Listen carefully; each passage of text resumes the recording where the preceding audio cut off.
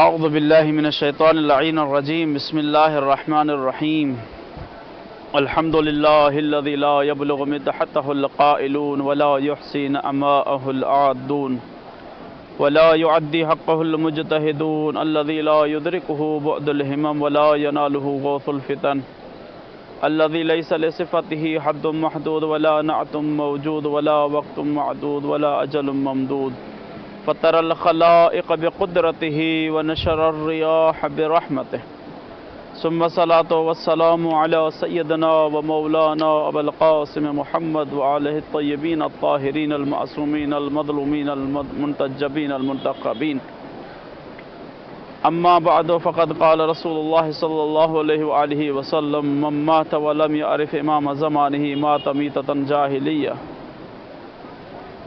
ناظرین محترم، سب سے پہلے بارگاہ امام حسین علیہ السلام میں سب مل کے زیارت امام حسین علیہ السلام اور اپنے تمام نیک حاجتوں کے ساتھ تہ دل سے السلام علیک یا ابا عبداللہ الحسین وعلی الارواح التي حلت بفنائک علیکم منی جمیعا سلام اللہ ابدا ما بقیت وبقی اللیل والنہار ولا جعله الله آخر العهد مني لزيارتكم السلام على الحسين وعلى علي بن الحسين وعلى أولاد الحسين وعلى أصحاب الحسين وعلى أنصار الحسين۔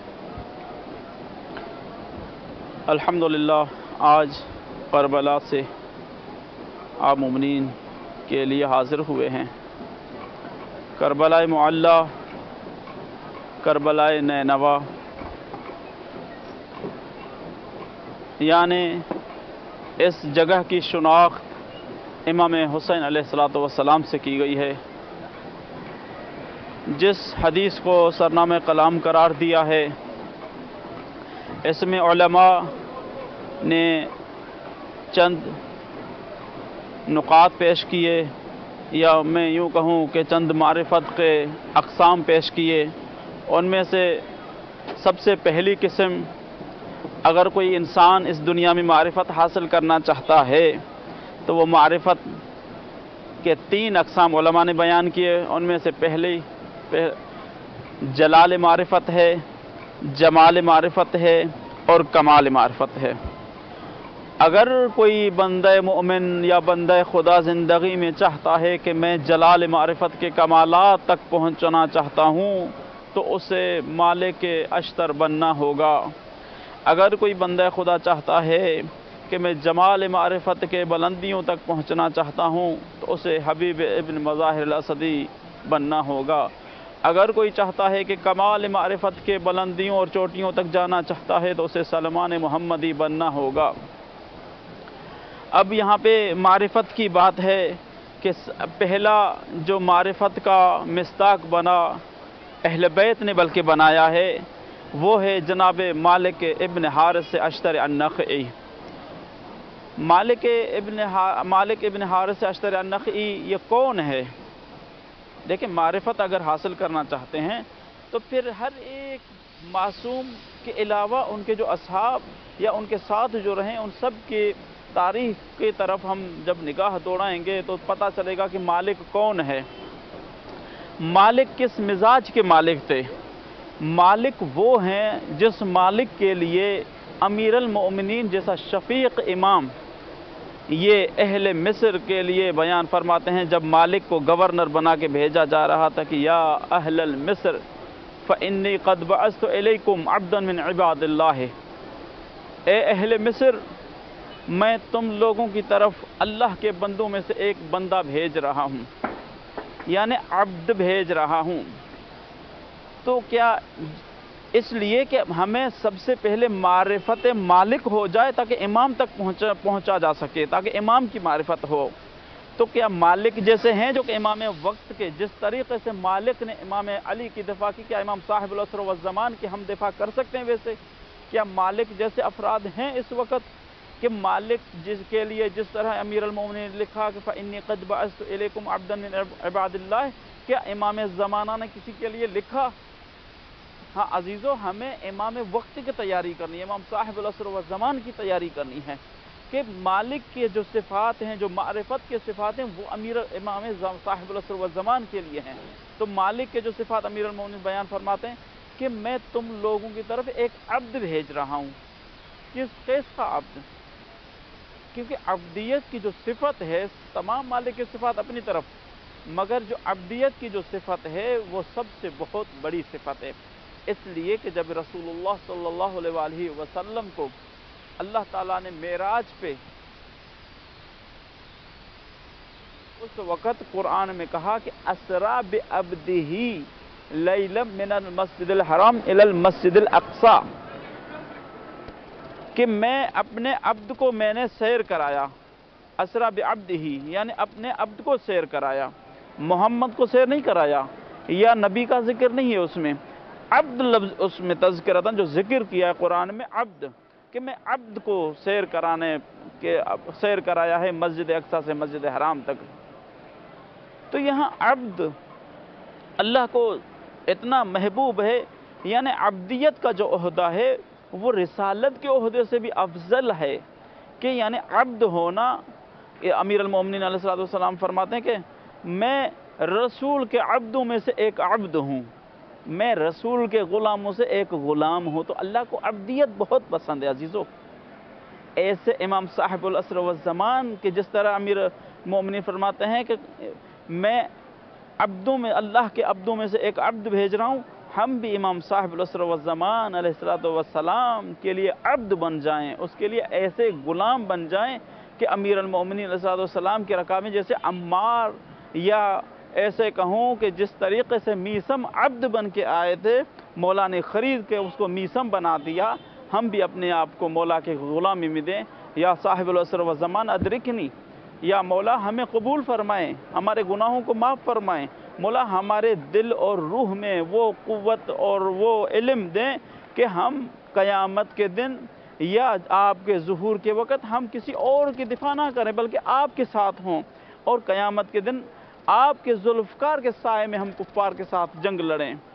ہاں عزیزو، یہ عبدیت کا ایک عہدہ ہے کہ اللہ نے کہا کہ جیسے رسول خدا کی ایک حدیث جو میں نے سرنامہ کلام قرار دیا ہے کہ من مات ولم یعرف امام زمانہ مات میتۃ جاہلیہ، امام کی معرفت کیے بغیر اگر کوئی مرتا ہے تو گویا کہ جاہلیت کی موت مرتا ہے۔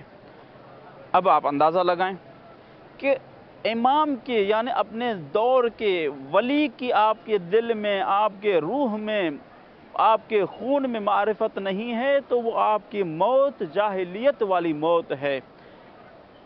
اب رسول کی اس حدیث سے آپ کیا لینا چاہتے ہو؟ تو امام صاحب العصر والزمان کی اگر آپ نے معرفت حاصل نہیں کی، امام علیہ السلام کی حیات طیبہ کو آپ نے دل سے اس کی امامت کو قبول نہیں کیا، تو آپ کی جو موت ہے وہ جاہلیت والی موت ہے۔ آپ امام کی امامت کو دل سے خالی قبول نہ کریں بلکہ امام صاحب العصر والزمان کی امامت، بلکہ آپ امام کے ایسے غلام بن جائیں کہ قیامت کے دن آپ کو نام سے بلا کے کہے کہ اے فلاں میرے غلام آپ آ جائیں میرے پاس، اے اللہ کے فلاں بندے آپ میرے پاس آ جائیں، امام آپ کو بلائیں۔ آپ تو کہتے ہو کہ میں امام کے سپاہیوں میں سے خدا مجھے شمار کرے قیامت کے دن، جیسے ہر نماز میں ہم دعا کرتے ہیں کہ پروردگارہ ہمیں امام کے سپاہیوں میں ہمارا محشور کرنا اور ہمیں اٹھایا جائے، اور امام کے قرابت داروں میں اور امام کے گروہ سے ہمیں جو ہے اٹھایا جائے۔ کیا امام بھی یہی چاہتے ہیں کہ آپ کے ایسے اعمال ہیں، ہمارے اعمال اتنے اچھے ہیں کہ امام صاحب العصر والزمان قیامت کے دن ہمیں اپنے ساتھ اٹھائے؟ ہاں عزیزو، میں ہر انسان مسئول ہے۔ دیکھنے والے، سننے والے، آپ کیا سمجھتے ہو؟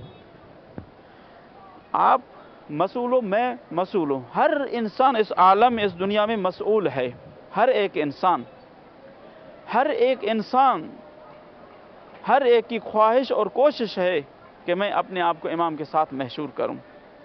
اچھا، آگے ہمیں کس طریقے کا عبد بننا چاہیے کہ امام ہمیں اپنا لے؟ آگے امام علی علیہ السلام دیکھیں معرفت کے عظیم کلمات ہیں۔ امام صلی اللہ علیہ وسلم معرفت کے جملات آگے کہتے ہیں کہ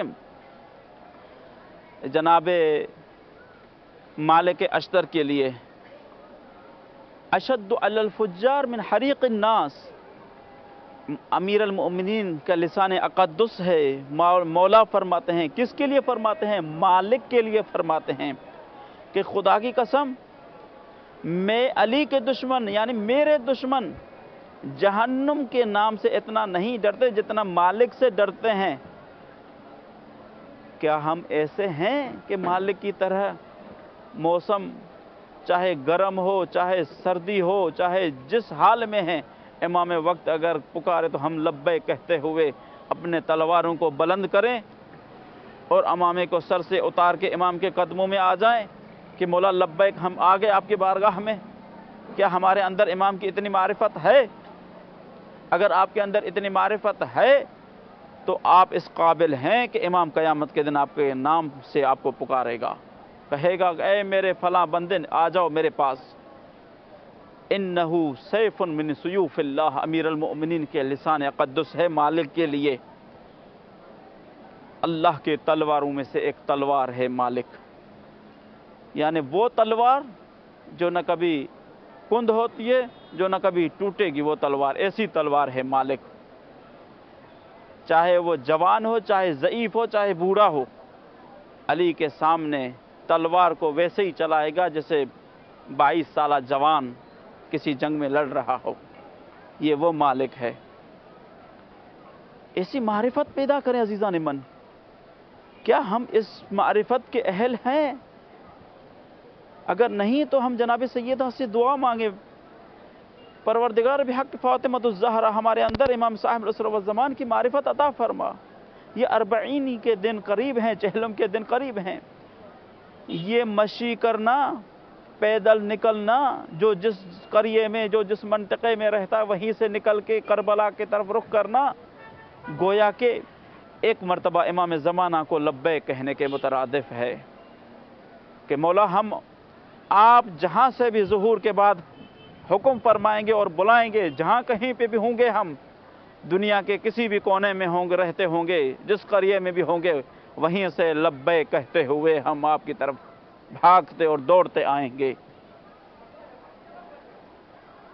عزیزو، معرفت حاصل کرنی چاہیے امام وقت کی۔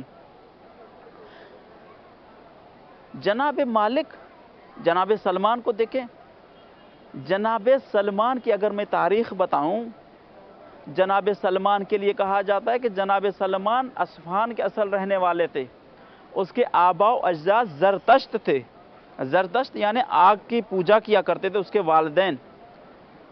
امام صادق علیہ السلام کے پاس ایک صحابی آیا، کہا کہ مولا آپ ہمیشہ سلمان سلمان کہتے رہتے ہو، مولا اگر دیکھا جائے تو اس کے پورے خاندان والے، بلکہ وہ خود زرتشت تھا، یہ تو بعد میں اس نے اسلام قبول کیا۔ مولا نے کہا کہ وہ سلمان ہمارا کبھی ہو نہیں سکتا جو غیر خدا کے علاوہ کسی غیر کے سامنے جھکا ہو۔ کس اعتماد کے ساتھ امام فرما رہے ہیں، کیا ہمارا ایمان اتنا مضبوط ہے خدا کے لیے؟ کیا توحید کو مضبوطی سے ہم نے پکڑ لیا ہے؟ کیا ہمارے اندر اتنی معرفت ہے کہ اس کے آباء و اجداد زرتشت ہیں، اس کے والد زرتشت ہے، سلمان کا اصل نام روز بہا ہے؟ معرفت کی بات ہے نا۔ آپ کس طریقے سے معرفت حاصل کر سکتے ہو؟ جب آپ کو جس چیز کی ضرورت پڑے گی آپ کو گھر سے نکلنا ہوگا، آپ کو جستجو کرنی ہوگی، آپ کو تحقیق کرنی ہوگی۔ سلمان زرتشت تھا، کس طریقے سے اسلام کے مرحلے پہ پہنچا ہے؟ امام وقت کے تلاش میں کس طریقے سے نکلا ہے کہ میں امام وقت تک جا کے پہنچوں؟ سلمان کے لیے کہتے ہیں کہ سلمان بچپنے سے اس زرتشتی والے نظام سے نفرت کرتا تھا۔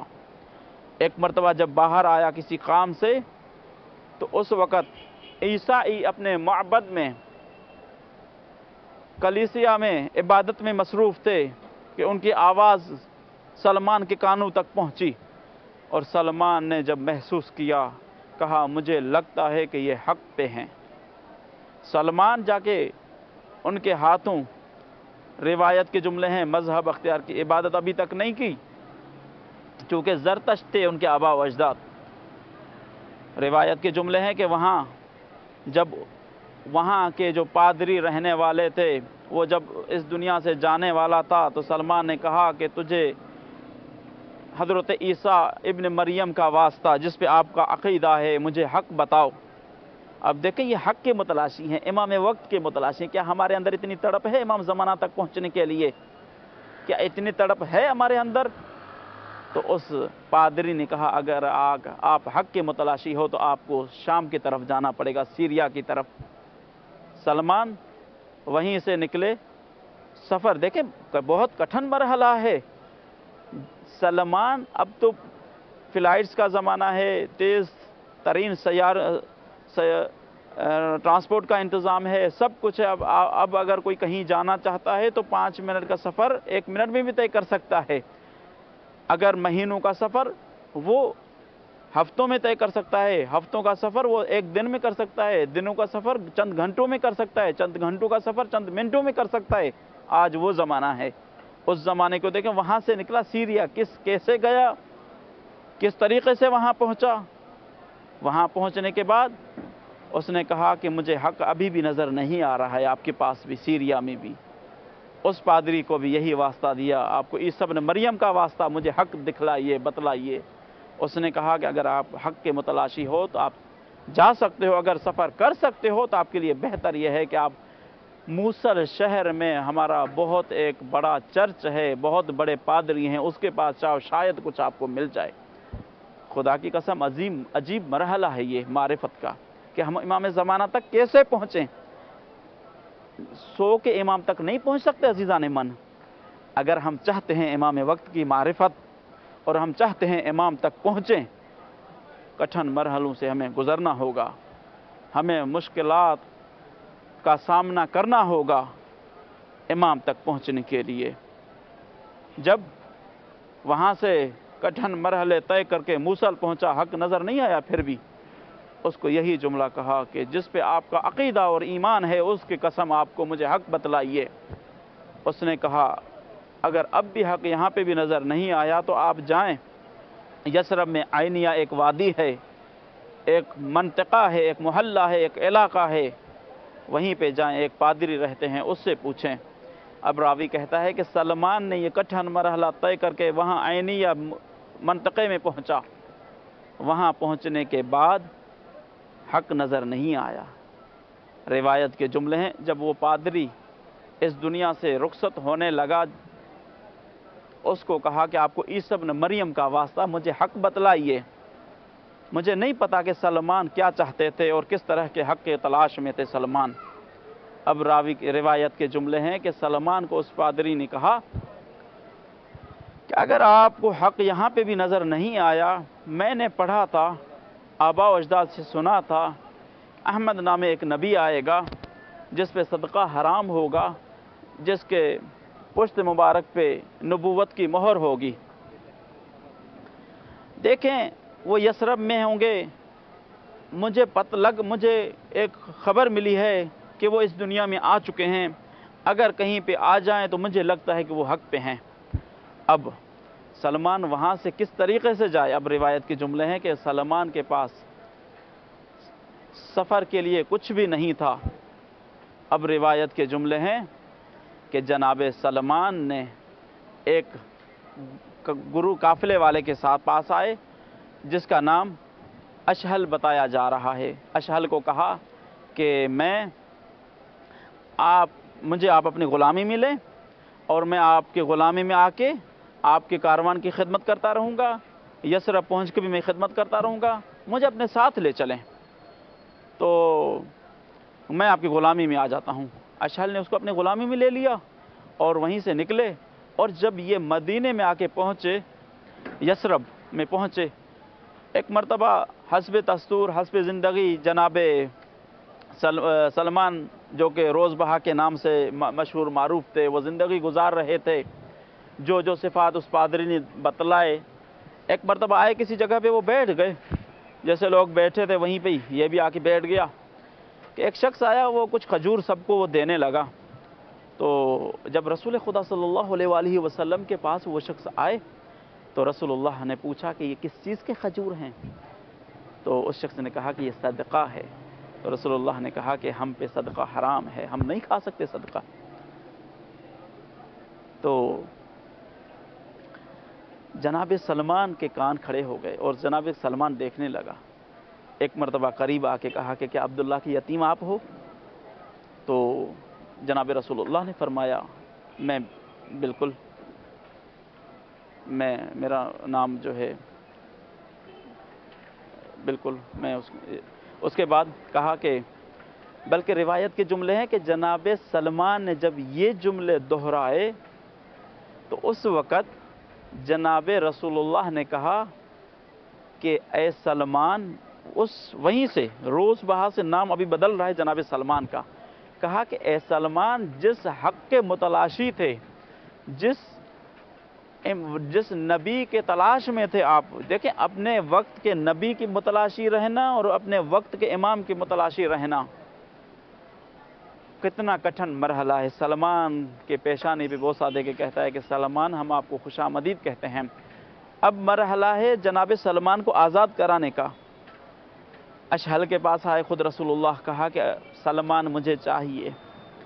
اشہل نے کہا کہ مجھے 400 سونے کے اوقیا چاہیے اور 300 کھجور کے درخت، جب یہ آپ کمپلیٹ کریں گے سلمان اس دن آپ لے کے جائیں۔ اب روایت کے جملے ہیں، کہ رسول اللہ صلی اللہ علیہ وآلہ وسلم نے سلمان کے محبت میں ایک ہی دن میں 300 درخت کھجور کے بھی لگائے اور 400 اوقیا سونے کے سکے بھی دیے، اور جناب سلمان کو خوش آمدید کہہ کے اپنے گھر لے کے گئے۔ کچھ ایسے قریش خاندان کے کہنے لگے کہ سلمان آپ کہاں سے ہیں؟ سلمان نے کہا انا ابن الاسلام، میں اسلام کا بیٹا ہوں۔ اچھا، پھر کہا کہ آپ کس قبیلے سے ہیں؟ کہا کہ میرا تعلق قبیلہ بنی قریش سے ہے۔ رسول خدا کے پاس آئے، کہا کہ یہ ایک غلام کہہ رہا ہے کہ میں قبیلہ بنی قریش سے ہوں۔ خدا کی قسم، اس وقت رسول اللہ نے بہت عظیم جملے دہرائے، اور یہ جملہ آج تک نہیں قیامت تک باقی رہے گا۔ کہا کہ السلمان اہل البیت منا، سلمان ہم اہل بیت میں سے۔ کیا آپ امام زمانہ کے اتنے قریب ہیں کہ آپ نے امام صاحب العصر والزمان کے لیے اتنے جد و جہد کی کہ آپ امام کے قریب ہونے کے لیے اتنے مشکلات سے گزر چکے ہو کہ قیامت کے دن کہے کہ اے فلاں تم ہم سے ہو؟ امام آپ کو نام سے پکارے، امام آپ کو اپنے مذہب میں شامل کرے، امام آپ کو اپنے گھر کی طرف دعوت دے۔